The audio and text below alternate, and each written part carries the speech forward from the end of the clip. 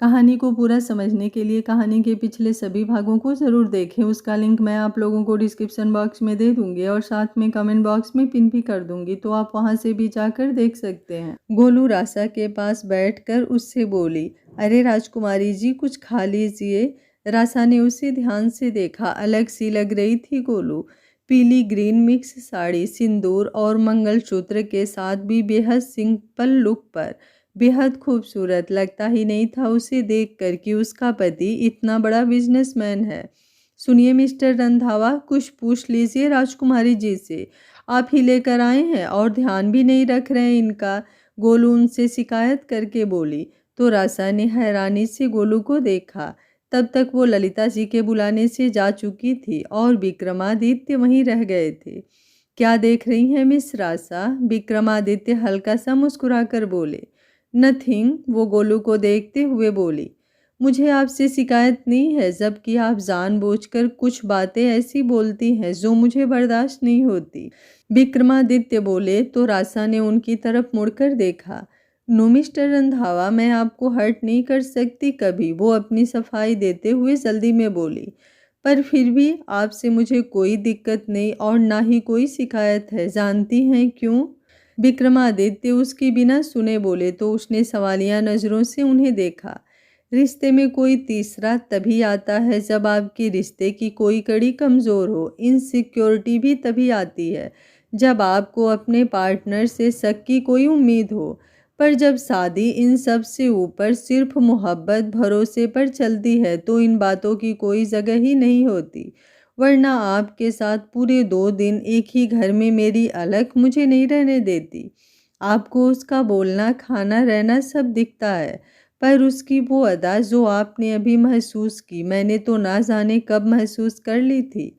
और एक बात, आप जो चाहती हैं ना, वो मैं बहुत अच्छे से समझता हूँ। बच्चा नहीं हूँ मैं, पर आप फिर भी मेरे घर में हैं, मेरी वजह से नहीं, मेरी बीबी की वजह से। आप पूछती हैं ना मुझसे कि क्यों मैं अपनी बीबी से प्यार करता हूँ, तो मैं आपको ये बताऊँगा नहीं, आप ये महसूस खुद कर लेना। वो बेहद शांति से दूर खड़ी अलग पर अपनी नज़र टिकाकर बोलते रहे और रासा खामोश सी हुई। झटके पर झटके दिए थे विक्रमादित्य ने उसे। जो चाल उसने चलने की सोची ही थी वो तो उन्होंने पहले ही परख ली। जरूरी तो नहीं कि साजिश कर दे तभी रिश्ते की परख हो पाए। असली रिश्ता तो वो है जो साजिशों से पहले ही अपनी मजबूती का प्रमाण दे दे। मोहब्बत की ये बात वाकई किताबी नहीं है, ये विश्वास वाकई कायम है और हमेशा रहेगा। मैं ऐसा कुछ नहीं सोचती मिस्टर रंधावा। रासा ग्लास में रखा हुआ पानी होठों से लगाकर नजरें चुराकर बोली। अच्छी बात है, खैर कुछ खा लीजिए, वरना मेरी बीबी कहेगी मैंने आपका ध्यान नहीं रखा। वो धीरे से बोले।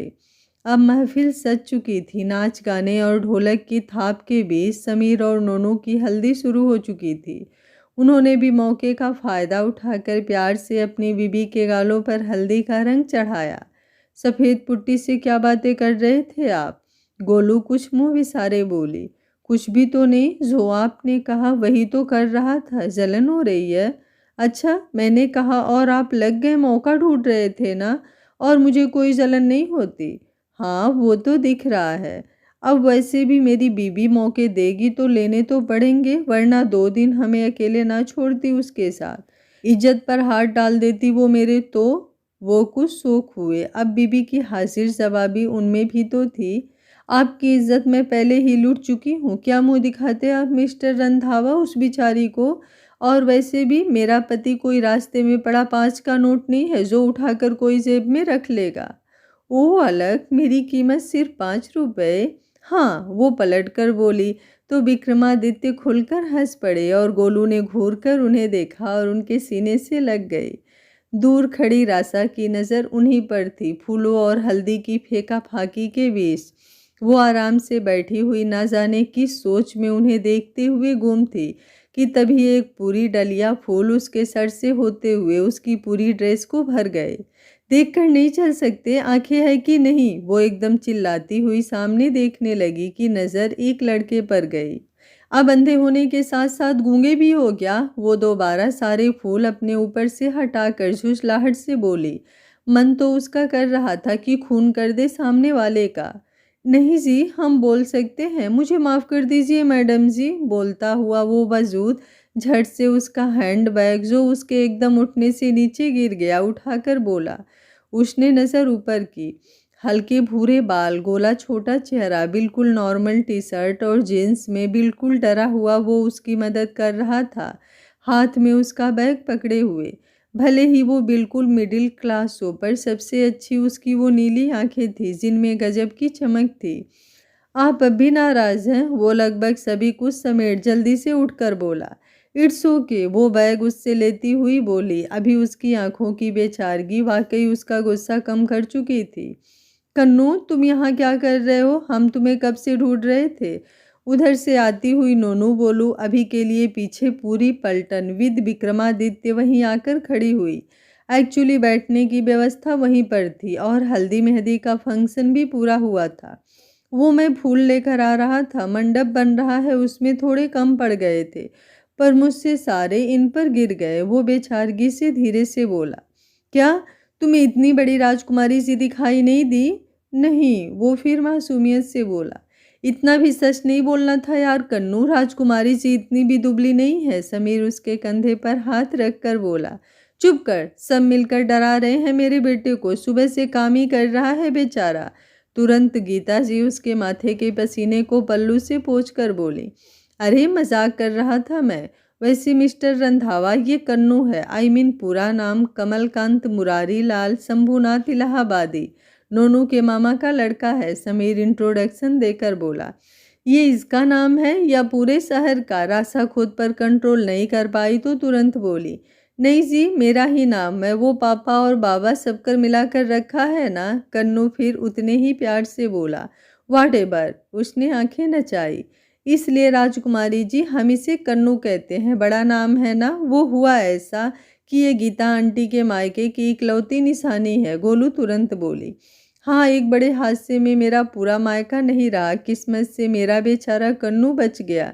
कितनी बार कहा इससे मेरे पास आकर रहे, पर इसे ना वहाँ इलाहाबाद में बाप दादा की वो पुश्तैनी दुकान छोड़ने का मन ही नहीं होता। गीता आंटी पल्लू से आंखें पोंछकर बोली। बुआ आप रोया ना करिए, बेचारा कन्नू आगे बढ़कर उनसे गले लगकर बोला। तो माहौल कुछ नम हुआ, पर जहाँ वो तीन तिगड़ी हो माहौल नम तो नहीं रह सकता। प्लीज़ आंटी मत रोइए, आप रोते हुए और बुरी लगती हैं। गोलू बोली तो एक 5 उंगलियों की चोट उसके मुंह को तिरछा कर गई। यार मेरी कोई इज्जत रह गई है? शादी हो गई है मेरी, और मेरे पति के सामने मुझे कोई कुत्ते की तरह नहीं पीट सकता। मेरे पति को भी बुरा लगता है। दामाद जी बुरा लगता है आपको? गीता आंटी कमर पर हाथ रखकर बोली। क्या कुछ हुआ है क्या यहाँ पर? विक्रमादित्य बिल्कुल आराम से सोफे पर बैठकर बोले तो गोलू ने उन्हें पलटकर घूर कर देखा और इस बात पर उन 3 सहेलियों ने एक विजय भरी मुस्कान दी। सॉरी टू इंटरप्ट यू, पर मिस्टर रंधावा मुझे अब जाना होगा, मेरी एक ज़रूरी कॉल आने वाली है रोम से। अरे ऐसे कैसे बेटा जी, आपने तो कुछ खाया ही नहीं। No no aunty it's okay, पर प्लीज़ मुझे अभी जाना है। अच्छा तो ठीक है, मैं अभी ड्राइवर को फ़ोन किए देता हूँ, वो आपको लेकर जाएगा अभी। विक्रमादित्य अपना फ़ोन निकाल कर बोले। जी दामाद जी आप फ़ोन करिए, मैं जल्दी खाना पीना पैक कर देती हूँ बिटिया के लिए, और अकेले मत जाना बेटा तुम। समीर को भेज देती हूँ, सारा सामान वो लेकर जाएगा। पर सीता, समीर अभी थोड़ी देर बाद तेल चढ़वाएगा तो बन पाएगा क्या उसे भेजना? ललिता जी कुछ सोच कर बोली। अच्छा तो फिर कन्नू तू चला जा बेटा। मैं बुआ? वो रासा की खा जाने वाली आंखें अभी भूला नहीं था। हाँ तुम बेटा, और तुम दोनों चलो ज़रा पैकिंग में मेरी मदद कर दो ना, देख परख के। गीता जी बोली तो वो दोनों भी उनके साथ एक किनारे से निकल गईं। चला जाना, वापस ड्राइवर के साथ आ जाना, नोनू फट से बोली। अच्छा ठीक है, पर जीजा जी आप कहिए इनसे मुझे ऐसे ना देखें, डर लगता है। वो रासा के मुंह पर ही मिस्टर रंधावा से उसकी शिकायत करके बोला तो रासा की आंखें हैरानी से और बड़ी हो गईं और विक्रमादित्य कुछ उसकी बात पर मुस्कुराए। आप मुस्कुरा रहे हैं मिस्टर रंधावा, ये लड़का ऐसे कैसे बोल सकता है मेरे लिए? कन्नू मिस रासा ऐसे देखती नहीं है, उनकी आंखें ही ऐसी है। गोलू चिल्लाकर बोली तो इस बार सब खिलखिला पड़े। दिस इज द लिमिट, रासा कुछ नाराज हुई और जाने लगी। अरे अरे रुकिए ना राजकुमारी जी, समीर और गोलू उसके दोनों तरफ से पकड़कर बोले। तो आज अपने कंफर्ट जोन में रहने वाली रासा को पता नहीं क्यों बुरा नहीं लगा। ज़रूरी तो नहीं कोई लड़का छुए और आप अनकंफर्ट ही हो जाए। समीर भले ही उसका कंधा पकड़े था पर बिल्कुल गलत फील नहीं हुआ उसे। और सामने हाथों में मेहंदी लगाए खड़ी नोनू भी वैसे ही मुस्कुराए जा रही थी। क्या यही मोहब्बत है जहाँ उसके स्टेटस में किसी से कोई बात भी कर ले तो या तो पार्टनर अपनी अपनी लाइफ जी रहे हैं इसलिए फ़र्क नहीं पड़ता, या फिर फ़र्क है भी तो सीधा कोर्ट में बात होती है। भरोसा वाकई नहीं रह गया था, चाहे पैसा कितना भी हो। नाराज ना होइए आप। अरे भाई शादी है मेरी और आपको कल भी पक्का आना है, समीर हक से बोला। हाँ भाई, बड़े दिन बाद तो हमारी माताओं को इनकी शादी की याद आई है, तो अब आप नाराज ना हो। और वैसे भी इस पूरे पंडाल में देखिए आपसे ज़्यादा कोई सुंदर है भला? अरे हमारे गली के लड़के आपके चक्कर में एक दिन में अस्थमा के मरीज हो गए हैं, लंबी लंबी सांसें लेकर। और कन्नू तू बता, ऐसे बड़ी आंखें करके देखती हैं तो भी तो सुंदर लगती है ना? गोलू जल्दी जल्दी बोली। जी सुंदर तो हैं। आपको पता है वो सफ़ेद पर बचपन वाली टॉफ़ी याद है आपको, जिसके पीछे आपने एक बार उस दुकान वाले के डब्बे फेंक दिए थे? कौन सी? मैंगो बाइट, समीर कुछ सोच कर बोला। अरे नहीं, वो 1 रुपए की 4 आती है। कन्नू बोला तो रासा ने फिर उसे घूरा। अच्छा याद आया, दूध मलाई, गोलू ने याद करके कहा। हाँ वही वही, बिल्कुल वैसा रंग नहीं है इनका। तो सीधा सीधा नहीं बोल सकता कि दूध की तरह दिखती हैं? मेरी हरकतें बताना ज़रूरी था क्या? डिब्बे फेंक दिए थे, गोलू उसे डांट कर बोली। कोई बात नहीं, बच्चा है बेचारा अलग, और वैसे भी ऐसी कौन सी बात है जो आपके बारे में नहीं पता मुझे? और मिस रासा आप ना कम ही घूरना, इसे डर जाता है बेचारा। ये दिखने में तार जैसा लंबा गोल मुंह वाला आदमी आपको कहाँ से बच्चा लग रहा है मिस्टर रंधावा? और इसकी हिम्मत देखी आपने, ये मुझे उस क्या था कौन सी कैंडी? रासा समीर की तरफ हाथ उठाकर बोली, क्योंकि अक्सर समीर ही उसकी बातों के मतलब बताता था उसे, तो उसे भी आदत हो गई थी। 1 रुपए की 4 मिलने वाली दूध मलाई वाली टॉफ़ी, समीर अपना धर्म निभाते हुए तुरंत बोला। अब रोम की राजकुमारी इंडिया के मोहल्ले में खड़ी होकर जोर जोर से बोलती हुई सारी अपनी मैनर्स लिस्ट ताक में रख लड़ेगी तो मज़ा तो आना बनता है। हाँ वो ही, तुम्हें और कोई चीज़ नहीं मिली थी? जानते हो मैं कौन हूँ? एक तो तुमने मेरी ड्रेस खराब की, मेरा हैंडबैग नीचे गिराया, ऊपर से मेरी आंखों से तुम्हें प्रॉब्लम है, और फिर 1 रुपीज़ की 4 मिलने वाली कैंडी जैसी मेरी शक्ल है, ये तुम बोल रहे हो? नहीं जी, आपकी 1 रुपए वाली टॉफ़ी सी शक्ल नहीं है, उसके रंग की बात कर रहा था मैं। कन्नू बेचारा डरते हुए बोला। एकदम चुप। जी, मैं बोल ही कहाँ रहा हूँ, और आप कहें तो मैं आपके साथ जाऊँगा ही नहीं। वो इतनी भोली सूरत बनाकर बोला कि रासा की नज़र कुछ देर उस पर टिकी रही। नहीं, अब तो तुम ही जाओगे मेरे साथ। बोलते हुए उसने पीछे से आती हुई सीता आंटी के हाथ से वो पैकेट्स लिए और कन्नू के ऊपर फेंके, जो उस बेचारे ने झट से पकड़ लिए। Okay everyone, bye mister Randhawa, गाड़ी आ गई है ना? जी। वो भी अभी जो सीन देखने में बिजी थे तुरंत बोले। एंड यू फॉलो मी, वो कन्नू को इशारा करके बोली तो उसने डमरू जैसा सर हिला दिया। वो तो निकलती बनी और बाकी हवा में हाथ लहराकर उसे बाय बोलते हुए मुंह खोले हैरानी से खड़े रहे।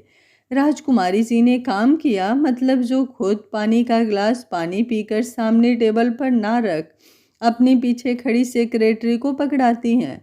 उन्होंने शाही पनीर और लड्डू पूरी माँ से खुद लेकर कन्नू को दिए, समीर सामने देखते हुए ही बोला।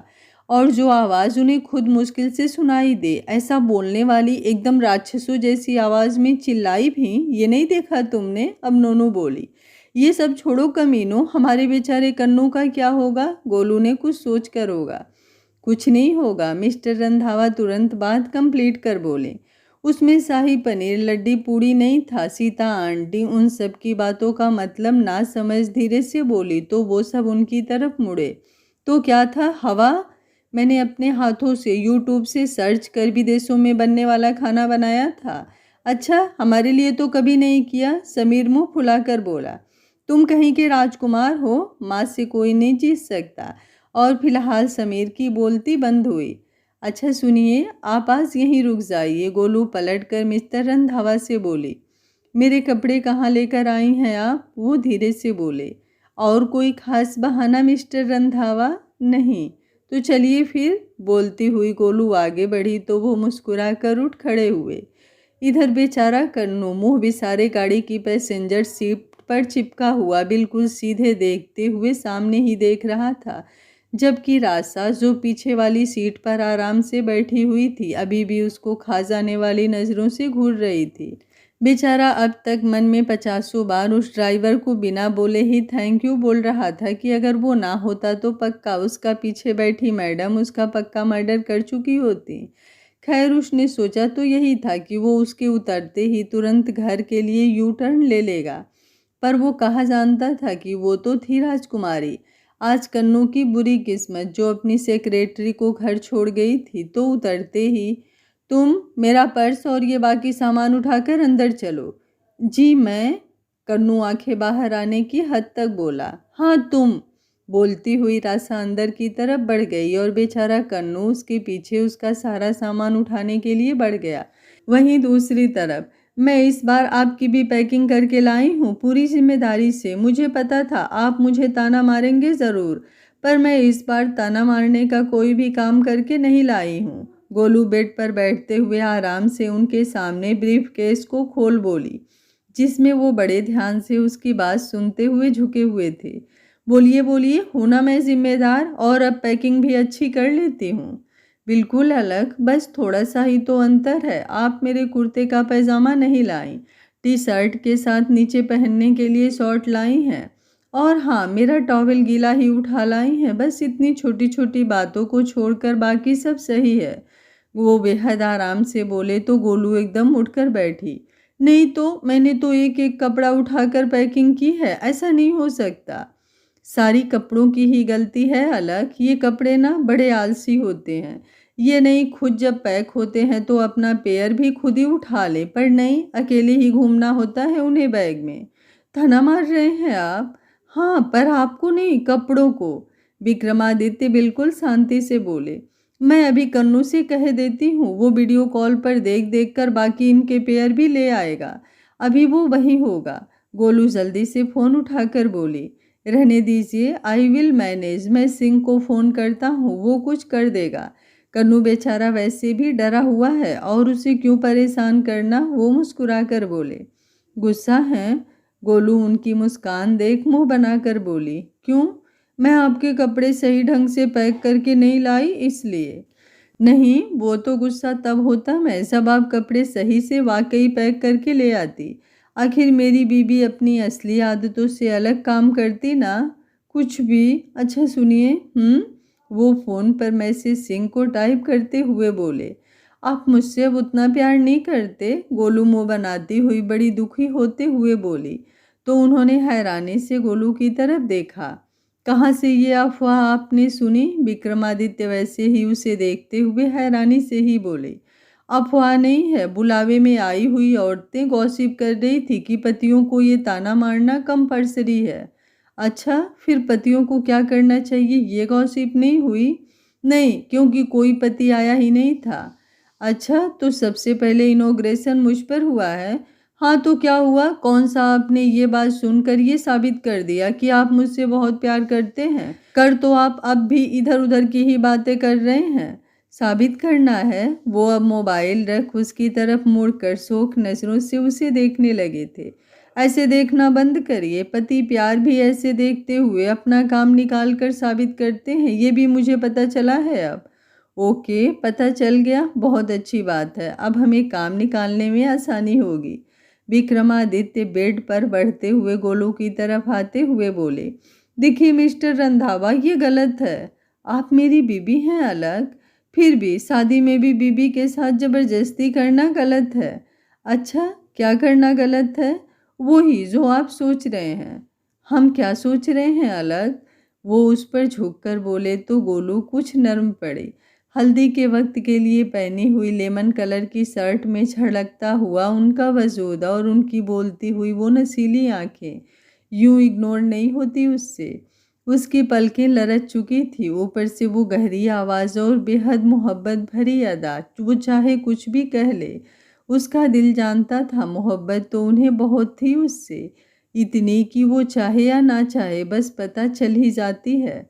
शब्द कहाँ ज़रूरी है, मोहब्बत तो बस आँखों का ही खेल है, वरना सिर्फ एक बार किसी के नज़र भर देख लेने से ही लोग अपनी ज़िंदगी नहीं कुर्बान कर देते। सब कुछ किताबी तभी तक है जब तक वो असलियत में आपके दिल में जगह नहीं बना लेता। वहीं रंधावा मेंशन में आर यू मेट, रास्ता एकदम तेज चीखी थी कि कन्नू जो उसका पैर पकड़े हुए था एकदम छिटक कर दूर हुआ। हम तो आपकी मदद कर रहे थे। तुम मेरी मदद कर रहे थे, एक तो तुम्हारी वजह से मेरा पैर लगभग टूटते हुए बचा। आज तक कभी मैं हिल पहने लड़खड़ाई तक नहीं, आज पहली बार तुम्हारी वजह से मैं गिर गई, मेरा पैर ज़मीन पर नहीं लग रहा। तुम वाकई बैड लक हो मेरा, जब से मिले हो मेरा दिमाग खराब किए हुए हो। पर अभी तो आप अपने पैर पर खड़ी होकर ही मुझे डांट रही हैं। कन्नू भी कम ना था। हुआ ऐसा, वो सामान हाथ में पकड़े और रासा का पर्स बकायदा कंधे पर टांग कर उसकी चलने की एक्टिंग करता हुआ घर में एंटर हुआ, एकदम धड़ाम से दरवाज़ा खोलते हुए। और रासा जो फ़ोन आते ही वहीं पर रुक गई थी, उसके इस क्रियाकलाप का शिकार होते हुए ज़मीन पर गिर चुकी थी। और रही बची कसर उसके पैर की नस को, जो कन्नू ने हाथ जोड़ जोड़ कर ये बोल बोल कर कि उसे नस ठीक करना आता है। उसके यहाँ सब उसी से संभालते हैं, और जोर जोर का झटका देकर उसने उसके पैर को मोड़ा था कि रासा जो पहले ही बौखला गई थी, एकदम पागल हो गई थी। एक तो मैनर्सलेस हो तुम, दरवाज़ा कोई ऐसे खोलता है? हाँ तो दूसरा तरीका कौन सा है, आप ही बता दीजिए। अब दरवाजे के नट बोल्ट खोलकर तो कोई नहीं खोलता। What, nut bolt? अरे पागल इंसान, बेल बजाते हैं तब अंदर आते हैं। दरवाज़ा आधा खुला हुआ था। वो फिर अपनी नीली आंखें रासा पर टिका कर बोला तो वो खामोश हुई। आई गिव अप, मैं तुम्हें नहीं समझा सकती। वो अब एकदम झुझला कर सोफे पर बैठ चुकी थी, और कन्नू बेचारा कुछ समझ ही नहीं पाया। अच्छा ठीक है, माफ़ कर दीजिए मुझे। कुछ पिएंगी आप? अगर दर्द हो रहा है तो मैं काढ़ा भी बना लेता हूँ। वो बेहद प्यार से बोला तो रासा ने नज़र उस पर की। वाकई वो उसका गुस्सा सहकर भी इतना प्यार से बोल रहा था कि ना चाहते हुए भी उसने सर हाँ में हिलाया। ब्लैक कॉफ़ी, रासा धीरे से बोली। मजबूरी भी थी उसकी, घर के सारे सर्वेंट रूल्स के मुताबिक जा चुके थे। वैसे वो आ जाते बुलाने पर, अभी उसकी वो भी करने की हिम्मत नहीं थी, और उसे पानी गर्म करना भी नहीं आता। उसने सर सोफे से टिका लिया कि कुछ देर बाद एकदम उसकी आंखें खुली। ये क्या कर रहे हो तुम? वो अपने पैर को पीछे करके बोली, जो कन्नू गर्म पानी में डाल रहा था। कुछ नहीं, इससे दर्द बिल्कुल गायब हो जाएगा आपका। और ये लीजिए आपकी कॉफ़ी। थैंक यू, रासा काफ़ी का कप पकड़कर बोली। इतने ऐसो आराम कि बोलने से पहले ही हर चीज़ हाजिर हो जाती है रासा के लिए। पर आज यूं कन्नू पर चिल्लाकर, उसका यूं पलटकर उल्टा सीधा जवाब सुन झल्लाकर, और फिर यूं निस्वार्थ केयर, ऐसा भी होता है क्या? वो तो बस पैसे से ही सब पाया जा सकता है ऐसा सोचती थी। पर यहाँ तो ऐसा कुछ नहीं। वो चाहता तो जा सकता था, पर नहीं। उसकी डांट खाकर भी वो वहीं रहा उसके दर्द के लिए। आज मिस्टर रंधावा की कही हुई बातें रासा के दिमाग में गूंज उठे। प्यार, अपनापन बहुत बड़ी चीज़ें करने में साबित नहीं होता। वो तो कभी छोटी छोटी बातों में बस कर रह जाता है, जिन्हें अक्सर लोग किसी कीमत का नहीं समझते। सच ही तो है, मोहब्बत वाकई जताना आसान है, मुश्किल तो हम खुद अपने अहम में उसे कर देते हैं। हाँ तो शादी की भागम भाग शुरू हो चुकी थी, और समीर मुंह फुलाए इधर उधर घूम रहा था। उसके रात को जयमाल के लिए लाए हुए कपड़े जो उसे अभी पहनने थे, क्योंकि सीता आंटी का आर्डर था कि उन्हीं कपड़ों में एक दो रस्में और हो जाएंगी, इसलिए थोड़ा पहले ही पहन लो। गोलू कहीं रख कर भूल गई थी। मिस्टर रंधावा फिलहाल तैयार होकर गोलू से ये उगलवाने की कोशिश कर रहे थे कि आखिर वो कहाँ फेंक आई समीर के कपड़े। और कन्नू नोनू का असिस्टेंट बना हुआ था, और बाकी तीनों माताओं के काम भी कर रहा था। गोलू, मैं तुम्हारी जान ले लूँगा अगर मेरे कपड़े नहीं मिले तो, समीर चिल्लाया। ढूंढ रही हूँ, खा नहीं गई हूँ तुम्हारे कपड़े, गोलू भी दुगनी रफ्तार से चिल्लाई। चिल्लाने से अच्छा है अलग। आप सोचिए, लास्ट बार आपने समीर के कपड़े कहाँ रखे थे? याद है मुझे, जब आपको भर भर के प्यार आया था मुझ पर, तब इसका वो सूट मेरे हाथ में था। अब इसमें भी मेरी ही गलती है। और किसकी गलती होगी? बीबिया कभी गलत नहीं होती और पति हमेशा गलत होते हैं। वो आगे की बात कंप्लीट कर बोले। मुझे क्या पता, अब आप कह रहे हैं तो ऐसा ही होगा।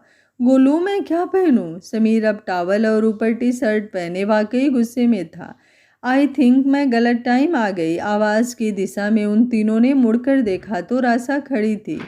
उसे गाड़ी भेजकर ललिता जी ने बुलवा लिया था, जो फिलहाल गोलू के रूम के सामने खड़ी थी, जिसका हाल फिलहाल हुलिया तूफान के बाद वाली स्थिति को दर्शा रहा था। समीर के घर तो मेहमानों ने ही कब्जा किया हुआ था और नोनू के घर के बाकी उसके मेहमान। तो बेचारे समीर को अपना सारा सामान गोलू के घर पर लाना पड़ा, जिसका अंजाम ये हुआ। गोलू, आपको नोनू बुला रही है।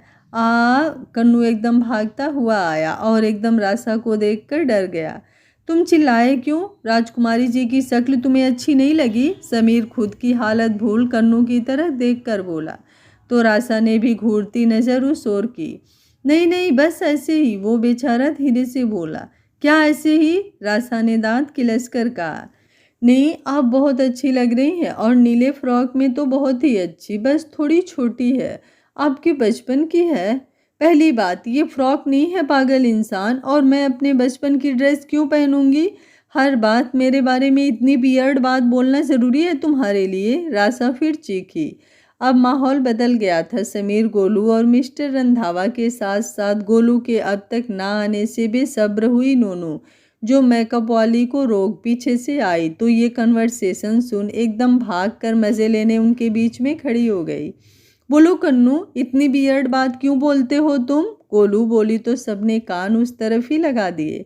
मैं कहाँ जानता हूँ ज़्यादा लड़कियों के बारे में, मेरी तो कोई गर्लफ्रेंड भी नहीं बनी कभी, वो शर्मा कर बोला।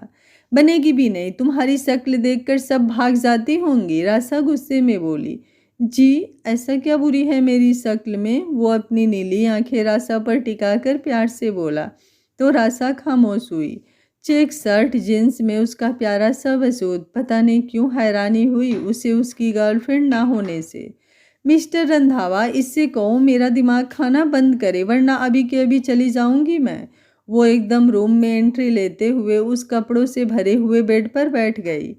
कन्नू, दिमाग खाना बंद करो राजकुमारी जी का, नोनू प्यार से बोली। तो उसे आधा तैयार देख समीर फिर अपनी प्रॉब्लम पर आया। मेरे कपड़े ढूंढ रही हूँ। गोलू फिर इधर उधर देखने लगी। What is this? रासा ने हाथ में आया गोलू गोलू हुआ एक क्लोथ्स कवर उठाकर कहा। गोलू, मैं तुम्हारी जान ले लूंगा। समीर ने तुरंत उसे झपट कर उसकी चेन खोली। सारे कपड़ों की प्रेस, उनकी क्रीज का सत्यानाश हो गया था। इसमें मेरी कोई गलती नहीं है। गोलू उसका लाल मुंह देखकर बोली। तो मेरी गलती है, अभी के अभी इसको सुधारो। हाँ, पर प्रेस नहीं है, पता नहीं कहाँ रखी है, और अभी ढूंढने से मिलने से रही, वो एक और धमाका करके बोली। क्या? समीर फिर चीखा। तो इस बार तीनों माताएं एकदम से प्रकट हुई। क्या हाल बना कर रखा है कमरे का कंजरों? अरे कोई मेहमान भी हो तो भी तुम सब अपनी आदत नहीं सुधार सकते क्या? बेचारी फूल जैसी बच्ची इस जंगल में बैठी हुई है। ललिता जी झट से रासा के सर पर हाथ रखकर उन तीनों से बोली। अरे दामाद जी के सामने तो आंखें कट ही गई थी हमारी। नाक कटती है माँ, समीर सीता जी को क्लियर कर बोला। हाँ, नाक ही कटती है बेटा, पर नाक बची ही कहाँ है, वो तो तुम लोगों ने बचपन में ही कटा दी, अब तो आंखें ही कटेंगी। माँ, शादी है मेरी आज, समीर मिनमिना उठा। इसलिए रहम करो हम तीनों पर, मेरा बेचारा कन्नू कब से लगा हुआ है। अब बारी गीता जी की थी। और इस लड़की को देखो, ये दुल्हन है, पागलों की तरह गली कूचे कूदती फिर रही है। माँ, नोनू मुंह बनाकर बोली। क्या माँ? गोलू, जाओ इसके साथ। समीर, तुम ये कपड़े मुझे दो, मैं अभी सही करवाता हूँ इन्हें, मिस्टर रंधावा बोले। रहने दीजिए दामाद जी, कन्नू करवा देगा। नहीं, कोई बात नहीं है, कन्नू वैसे भी बहुत कर रहा है माँ, वो प्यार से बोले और समीर से कपड़े ले लिए। उसके बाद नोनू, गोलू, कन्नू ने वहाँ से निकल लिए। उसके बाद, और बेटा जी आप नीचे चलिए, कुछ खा लीजिए, ललिता जी प्यार से रासा से बोली। नहीं ठीक है आंटी जी, मैं अभी कुछ नहीं खा सकती। आजकल वो बदलने लगी थी उन सब के प्यार से, बस उसे एहसास नहीं था उसका। अच्छा ठीक है, नीचे चलो, फिर मैं अपनी मोहल्ले की औरतों से तुम्हें मिलवाती हूँ। बड़ी गौर से देखती हैं तुम्हें, उन्हें भी तो पता चले कि रोम की राजकुमारी हमारी बेटी जैसी है। गीता जी बेहद प्यार से बोली तो रासा ने सर हिला दिया। वो क्या उन्हें पोजीशन बताएगी अपनी, जब वो सब उसे वैसे ही स्पेशल फील करवाते हैं। इंडियन माताओं की यही तो खासियत है, वो लोग आपको सर माथे पर अपने बच्चों की तरह बिठा ही लेते हैं। उनके बच्चे भले ही उनकी मीठी गालियों के आदी हों, पर ये मत समझना कि प्यार नहीं है, बस उनका दिखाने का तरीका अलग है। खैर सारा काम फाइनल हुआ। समीर टाइम से तैयार हुआ, नोनू दुल्हन बन गई। गोलू भी गिरते पड़ते उस लहंगे के साथ ही खड़ी थी जो मिस्टर रंधावा उसके लिए लाए थे, और बेहद प्यारी लग रही थी। और मिस्टर रंधावा वो भी आज गजब ही लग रहे थे गोलू के साथ ट्यूनिंग करते हुए। उनको साथ में खड़े देख आज नज़र रासा की घूमी ज़रूर उन पर पता नहीं क्यों उसे अच्छे ही लगे दोनों साथ में। आश्चर्य हुआ उसे खुद पर कि एक बेहद मिडिल क्लास वेडिंग, आसपास बच्चों की हंसी, भाग दौड़, गहरा मेकअप करे हुए पर्स टांगे अदरक की तरह बढ़ रही आंटियाँ, तीखे मसालों की खुशबू, ये सब वो सपने में भी बर्दाश्त ना करती। पर आज अगर खड़ी थी तो शायद इसलिए कि इन सब कमियों के बावजूद भी वहाँ कुछ था जो उसकी पार्टियों में नहीं होता। अपनापन, प्यार, साथ, एक दूसरे के लिए कुछ करने की ललक, वो भी बिना किसी लालच के। भारत इन कमियों में ही तो प्यार समेटे हुए है, बस इसे पहचानने के लिए नज़र होना ज़रूरी है, यही ज़िंदगी है। वो अभी ये सोच ही रही थी कि सामने से आते हुए मिस्टर रंधावा उसे अपनी तरफ आते हुए दिखाई दिए। बेहद डेसिंग, मानना पड़ेगा उसकी नज़रें तारीफ से भर उठी। पर इससे पहले कि वो कुछ उनसे कहती एक धक्का उसे लगा, और वो पता नहीं कैसे समझ गई कि वो कन्नू है। वो आंखें गुस्से से बंद करते हुए पीछे मुड़ी। कन्नू हाथ से सिलेंडर घसीटता हुआ डरा हुआ उसके सामने था। ब्लैक शर्ट, ब्लैक पैंट और उस पर वाइट ब्लेजर डाले वो बेचारा सिलेंडर से उसे हलवाई को देने जाना था, उसे लेकर आते हुए उससे टकरा गया। क्या दुश्मनी है तुम्हारी मुझसे? क्या चाहते हो, मेरे हाथ पैर टूट जाएं? रासा गहरी सांस लेकर बोली। नहीं, बिल्कुल नहीं, आपके इतने अच्छे हाथ पैर हैं और ऊपर से आप इतनी सुंदर हैं। आपके हाथों में ये पर्स, ये इम्पॉर्टेंट क्लच है, इसे पर्स कहकर इंसल्ट मत करो। हाँ वो ही, यही प्यारा लगता है, और आप डांटती हुई ही अच्छी लगती हैं। आपके हाथ पैर टूट जाएंगी तो आपको रोना पड़ेगा ना, तब आप बहुत बुरी लगूंगी, वो कुछ तोरियां चढ़ाकर बोली। नहीं, तब भी अच्छी ही लगेंगी, पर भगवान ना करे आपको कभी कोई चोट आए।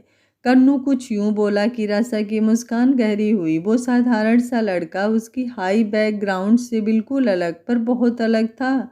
उसकी आदतों से विपरीत, उसकी वो आदतें ना जाने क्यों उसे अब गुस्सा होने के साथ सुकून भी देने लगी थी। मैं कैसा लग रहा हूँ? ना जाने कन्नू क्यों पूछ बैठा। ये सिलेंडर है, ये कोई फैशन करने की चीज़ नहीं है। वो मैं हलवाई को देने जा रहा था, आप इसे हटाकर बताइए कैसा लग रहा हूँ मैं। बोलते हुए वो कुछ शर्मा गया। अच्छे लग रहे हो, ना जाने क्यों रासा बोली, और जैसे ही मुड़ी मिस्टर रंधावा सामने ये नज़ारा देख मुस्कुरा रहे थे तो वो झेप गई। पर वो जो देख रहे थे बस समझ ही गए थे।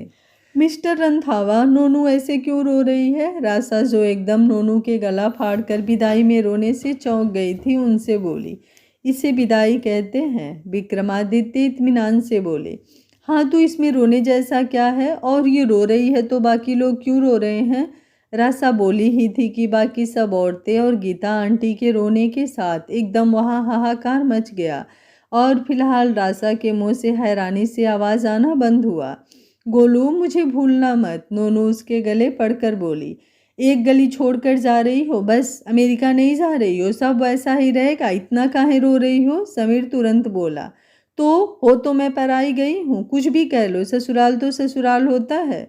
वो आंसू बहाकर बोली तो पास खड़ी गीता आंटी को अपनी डोली फ्रेंड की ये इंसल्ट बिल्कुल बर्दाश्त नहीं हुई। चुप कर, मुझसे ज़्यादा तो तू गीता के सर पर सवार है, कुछ ससुराल ससुराल नहीं है। माँ, आज तो ना ऐसा बोलो। अच्छा ठीक है, नहीं बोलती, जा, और मेरी सहेली का थोड़ा ध्यान रखना। अब तो तुम दोनों एक साथ उसके साथ रहोगे, पता नहीं कैसे बर्दाश्त करेगी बेचारी तुम दोनों को। वो रोते रोते बोली तो पास खड़ी सीता आंटी और जोर से रो पड़ी।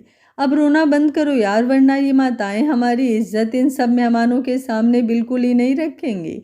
देखा तुमने, ये रो सिर्फ अपनी सहेली के लिए रही है, समीर नोनू के कान में धीरे से बोला। तो उसका रोना और तेज हुआ।